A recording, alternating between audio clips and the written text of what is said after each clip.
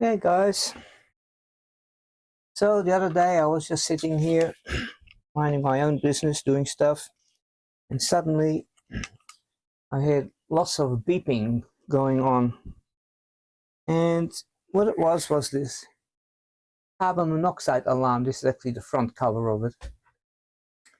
And I thought, what the heck's going on? I mean, the heating wasn't on, there was nothing running. This was like, a bit, at least a month ago. And so I opened it up, and there was some notice in there that if the thing is beeping continues in that fashion that it was, then it means it's over 10 years old, or it's just reached 10 years old, and it should be discarded and a new one put in its place. So I opened it up and I thought to myself, maybe there is some memory chip in there or something like that, some flash RAM that I can actually fake it and tell it that it's, it was still working. So as I'm concerned that it is less than 10 years old, but it's got this little PIC chip in here, which is kind of like it's a little bit related to a microcontroller. Can you see it or something? It's kind of really hard to read, but this is the thing here. Now, if I was really desperate, I guess I could remove this thing, and maybe I could find one of my programmers might be able to read it or something, because the actual firmware is in there. There is no external firmware chip, but I decided this is all too hard for what it's worth. This thing here, I don't know exactly what it is, but that is obviously the sensor that they are using for the carbon dioxide. And one thing about this is, of course, it runs off 3 AA cells, and this thing here and whatever circuitry there is must be have a low power consumption, because the cells last many years. So, and there's a very big beeper on there. In any case, then I started to think by myself, I wonder if I could make a little circuit with an Arduino microcontroller and some sensors. Okay, so I made up a little circuit over here, and I found these sensors over here. This is an MQ135, and this is an MQ9. This one here does carbon dioxide and like gases, flammable gases like LPG or natural gas or something. This one here, volatile organic compounds mostly, and also ammonia and CO2, in fact, and a bunch of other gases that are harmful if they are in a high concentration.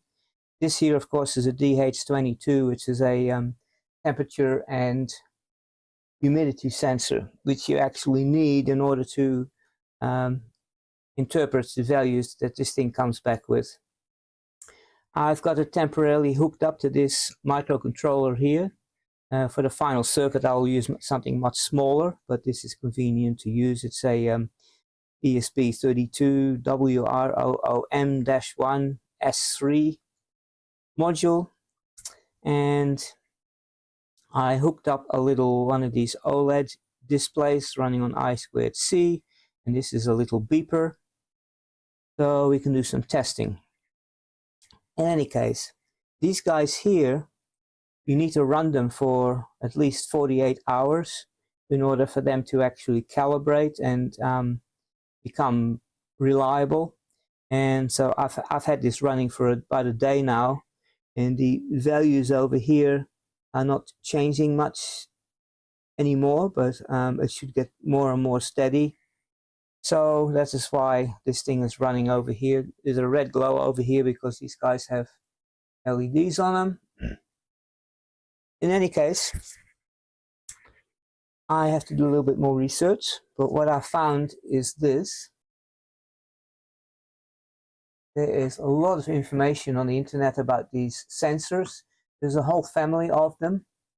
There's MQT for methane, butane, LPG gas.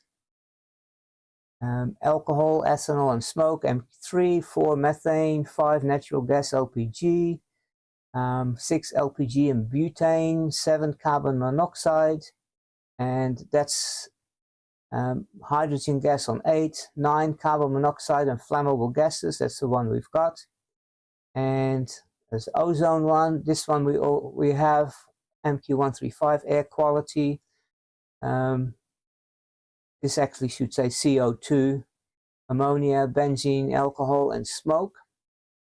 And hydrogen sulfide, this one is just for ammonia, benzene, toluene, alcohol, acetone, propane, formaldehyde, dihydrogen. Sounds like that one is a good one to have in a workshop where you might be using those kind of things. MQ214, methane and natural gas. So that is what the family is.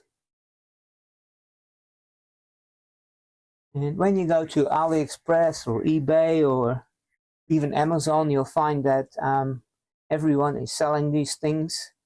Some of them are as cheap as 86 cents each.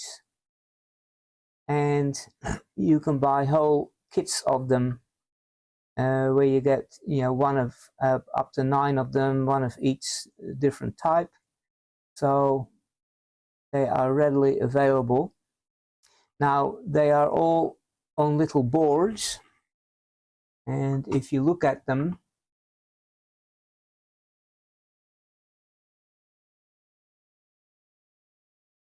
here's the back of the over 135. You will find that they have a little potentiometer on there. There is a comparator over here. This is the actual sensor, and sort of a few resistors and so on, and some LEDs. And the output of this sensor is actually presented to this pin here, says A0. There's also a pin called D0, which actually is coming from that comparator, and what they do is this sensor comes back with a particular voltage. Its resistance changes depending on what gases it actually determines are in the air, and that is fed into this comparator, and the voltage from the potentiometer is fed into there as well and compared. And if it gets to the level that you have set it at, this D0 pin here will go from low to high or high to low, depending on what it is sensing. And then there is a VCC and a ground pin. There's just 4 pins. And the actual circuit is also available. So these guys, these sensors, they run on 5 volts, plus or minus 1.01 volts. And there's actually a little heater in there between those 2 pins. They can run on AC or DC, it doesn't really matter. The actual sensor, pin 1364, they have to be run on 5 volts DC, and then there is going to be a load resistance applied to it, and you would measure the voltage on that load resistor. And these boards actually have that kind of circuit in them like this. This is the sensor here. The output comes from B1 and B2, and the load resistor they've chosen is 1k ohm. And they also put a capacitor there, and it actually goes to that comparator. As I said, the voltage from the potentiometer goes to there as well, and then there's an output, and there's an LED attached to that, so you know when the output goes high, the LED will come on. And that output is also presented, as I said, to that D0 pin. And the A0 pin, if you follow that along, is the direct output across that 1k ohm load resistor from the sensor. And these H1, H2, that's the actual heating element. 5.1 ohm resistor. This runs on the 5 volts of VCC. That's ground. So relatively simple circuit, and you don't have to use the output of this comparator. I'm not actually using it in my little test sketch.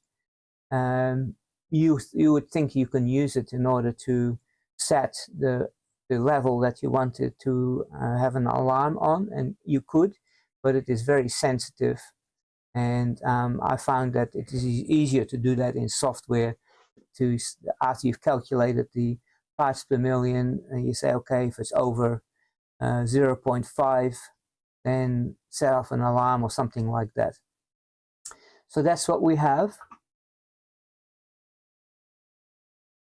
As I said, there are stacks of information on the internet. This is the actual data sheet. And it's got some graphs there. And if you want to write some software for them, you have to study this thing closely to make sure that the output is correct. I found a library for this thing, but I am not 100% sure if that thing is working correctly. But then on the other hand, you know, it doesn't really matter in some ways, because you can run this thing and you could actually test it yourself. You might be able to go into a small room, close the door, like a closet or something, and spritz some acetone or some solvent in the air. And if you can barely smell it, then you can set the thing to set an alarm or something like that, because at that rate it would already be harmful, sort of thing. That's kind of what I figure. But you know anything better, I might stand corrected. But I've, as I said, I've got to study that the data sheet and everything a little bit further. I'll show you why in a minute. This is the actual information that comes from one of the manufacturers of these things. This is a 135.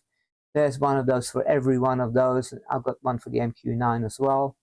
Tells you how it works, what's in there. Apparently it uses a tin oxide as the base material there that they actually heat and then test the resistance on. Again, there's that what I showed you earlier, some more graphs, how it behaves to response and resume sensitivity, long-term stability, and so on. All that stuff I need to, if I'm going to be serious about ever doing something accurate, then I'd have to study that up. I haven't quite done that yet. Here's another data sheet from another place, exactly the same. Here is an actual website that talks about it. And this one here is what I was in earlier. It explains the family of them, and some information about each one of those. So what I have actually got is also I have downloaded some information and printed it out. So as I can look at that, I've also downloaded a table over here to give an indication. This is actually talking about parts per billion, and a good air quality would be 0 to 220, moderate 221 to 660, high. From there onwards, you're really going to be in. You're going to have health effects if it reads those readings. So that's kind of an indication there, which I will use as well. So now I've actually got both of those connected. Bear in mind that I have this rail here is 5 volts, and this rail here is 3.3 volts, but it is actually taken from the microcontroller, the 3.3 pin here. That orange wire goes up there. So I've got this thing running on 3.3 volts, because don't forget ESP32s, they can't handle 5 volts on the input. So because these guys here actually running on the 5 volts, they have to have a resistive network here, a resistor network, in order to drop the voltage down to 3.2 volts instead of 5 volts. And that is just done with 2 resistors, a 33k ohm resistor going to ground, and an 18k resistor in line leading to the pins on the microcontroller here. And this thing's running I2C, so it's just hooked up to a couple of pins, and the beeper is connected to a pin on the microcontroller. We'll see that in the code. Nothing special here. This is just a test circuit, and I do plan, if this all works out, this is going to be episode 1 in a small series. And once I've got these things calibrated and stuff like that, and things sorted out, we will then make a final circuit with a small microcontroller, either one of these little chow modules like that, or maybe even something even smaller. I have to think about it and see how many pins I need and what kind of performance we're looking for. Now these guys here have heaters in them, and they do take like 100 milliamps or more, and therefore I do not feel that this is suitable to be run off a battery. So that's the one thing, you know, that the real circuit here, maybe that's because of this thing here, doesn't need a heater or something like that, I don't know. But it is low current, and these things do consume some current. That shouldn't be a problem. I figure I could probably build it into a little housing that plugs right into an power outlet or something like that. We'll have to see. It's going to be interesting. So let's have a look at the code and see what we've got going over there. Okay, so a couple of things over here to have a look at. I did find a library called MQ135, and it actually looked promising, because in actual fact most of the videos I've seen on YouTube, they just kind of hook one of these things up to microcontroller and they just read the resistance on an analog input, and they leave it at that. But that doesn't do anything for you, because this thing here needs to have its output adjusted depending on what the temperature and humidity is. Also, this thing measures carbon dioxide as well, and you've got to measure the carbon dioxide that is prevalent in your area and subtract that from the readings that the thing gets. Otherwise, it is kind of meaningless, because, you know, we're not looking for carbon dioxide unless you are, and then of course you can use it as such. But we are more interested in other harmful gases like ammonia, alcohols, volatile organic compounds, in other words, acetone and what have you. It will register on there. So therefore I had a look at this library. MQ135 code was actually written originally for the old Arduino, like Arduino Uno and so on, that have these, what is it, AVR chips on there, or whatever they're called. They run on 5 volts, number one. They have an analog to digital converter on them that actually runs from 0 to 1023. I think that's only 10 bits. And for 0 to 5 volts, so 5 volts would be 1023. And the ESP32, I think it's got a 12-bit ADC in it, but in any case, it runs on 3.3 volts or 3.2 volts, and it goes from 0 to 4095, and that is for 0 to 3.2 volts. So therefore the readings would be incorrect. So we can have a look at that. I'll put a great big comment in here to remind us what we're doing here. This one here that said get resistance, it does an analog read on the pin that the MQ135 is connected to. Now, to make this library look different from the original one, I put EX on the end. So it's called MQ135EX now, instead of MQ135. So they can't get confused if I ever accidentally copy the original MQ135 on there, it won't matter. Not going to overwrite it. In any case, then the only code in there was this: return 1023 divided by the value that it just read from the pin minus 1 times the resistive load.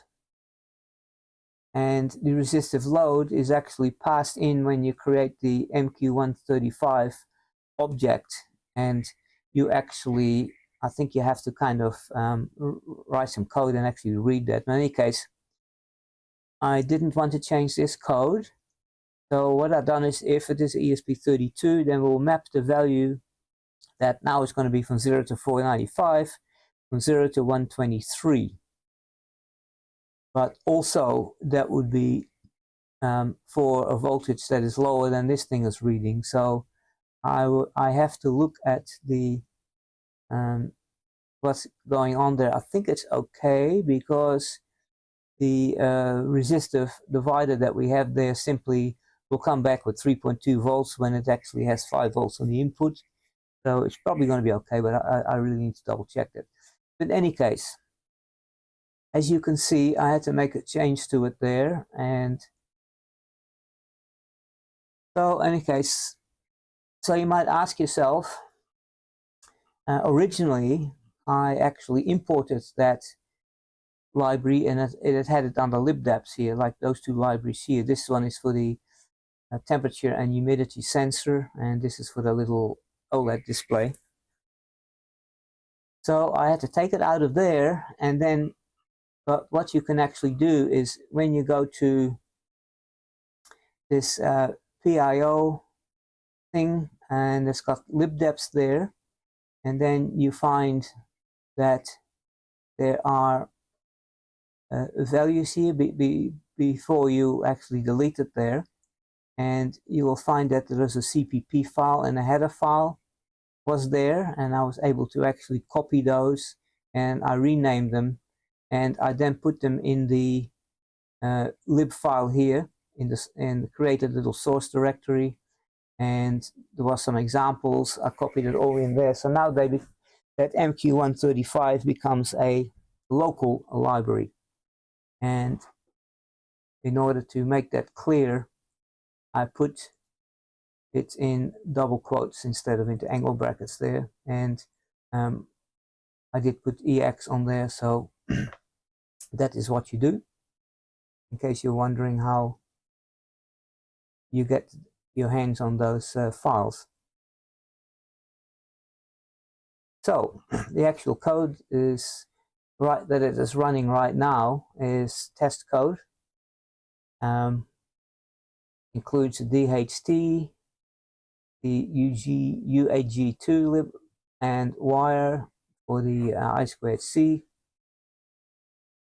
and the pin where the MQ135 is on is called A0, which equates to 1, as you can see over there. The MQ9 is actually on A1, equates to 2, and the DHT pin where the sensor is actually pin 0. That's like a data pin. And I put the buzzer on 14. So again, as in some of the other examples that we've been doing lately, we create the OLED type over here, and then we create the MQ135 object, and we actually the analog pin A0.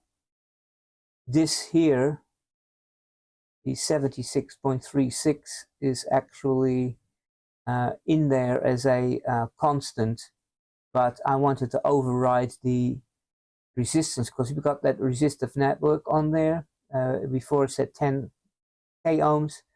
I actually worked out that that's 31k ohms that we have on the going from the output to ground. So I'll put that in there. And then we got some variables: temperature, humidity, the calibration value for the temperature. The sensor is a little bit reading just a tad, a degree or so high, and this will adjust it. And I made up an alarm ppm if the the proportion per million there is going to be parts per million, rather, is going to be more than 0.5, then it's going to beep the beeper. And this is just keeping track.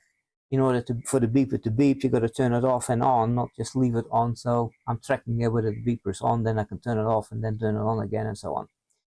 Made up a few little utility values there that display values on the OLED screen, so I didn't have to keep repeating D2 string F and print F and drawstring. Makes the code look cleaner. Turn the beeper on, turn the beeper off. Setup, adjusting the pins, outputs and inputs and what have you. Font for the OLED screen. Some temporary variables here for the we're doing calibration, especially on the MQ9, which is the carbon monoxide one. And there is a little, this is a temporary some code while it is burning in over the next couple of days.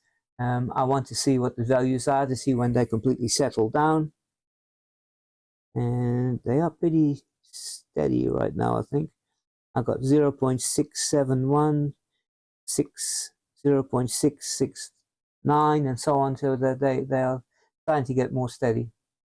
So this is how you do that. You just calculate it. This is according to the data sheet and so on.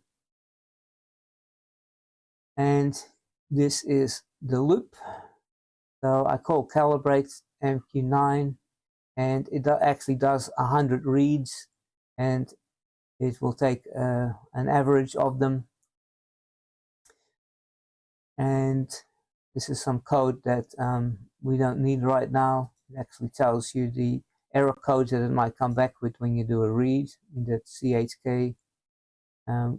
We just want to know if it's okay or not right now. So I'm saying if it's okay. If it's not okay, then just return and wait until the temperature and humidity sensor is ready for a read.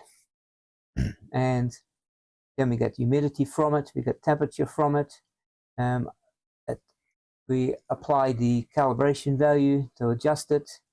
Then I do some serial output over here. This is just because this is test code, so we can actually look what it was reading. We do an analog read on the actual MQ135. We are then printing that out as well, just to see what the analog value actually was. And then we calculate and input the values from that MQ135 library. So we got R0, corrected R0, resistance, parts per million, corrected parts per million. And this is corrected because it takes the temperature and humidity, as you can see, the same as with that one, which is important. And not something that I've seen any of the other. There is a bunch of videos on these sensors, but many of them are just people that want to make videos. Often they're in foreign countries and they want to make some money, and they're not very useful. Anyway, we then print at the serial port output, and we then also output that to that little OLED screen. So this are at line 2, we are outputting the MQ9 values, that 2 of them that we have determined, and these 3 parts per billion, that is actually more useful than parts per million, because the values we read are going to be very small. Temperature and humidity, and that's it. And you can see that happening over here. See, there's the values from the MQ9. It's still changing a little bit, but they're not changing much. It's only like 0.6, and then there's a few digits there. When I first turned it on, it was changing a lot, and it's burning in, so it's getting more and more steady. Parts per billion, 3.88, temperature 20.8 degrees Celsius right now, and humidity 35%. And you can actually kind of see the 135 sensor working a little bit in this little bottle here. I put a little bit of isopropyl alcohol in there. It's mostly air, so if I squeeze it, there'll be some fumes, and if I blow the fumes on there,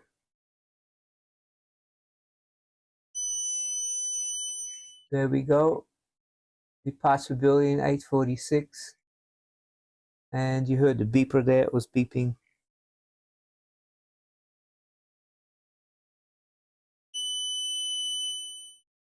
There we go again.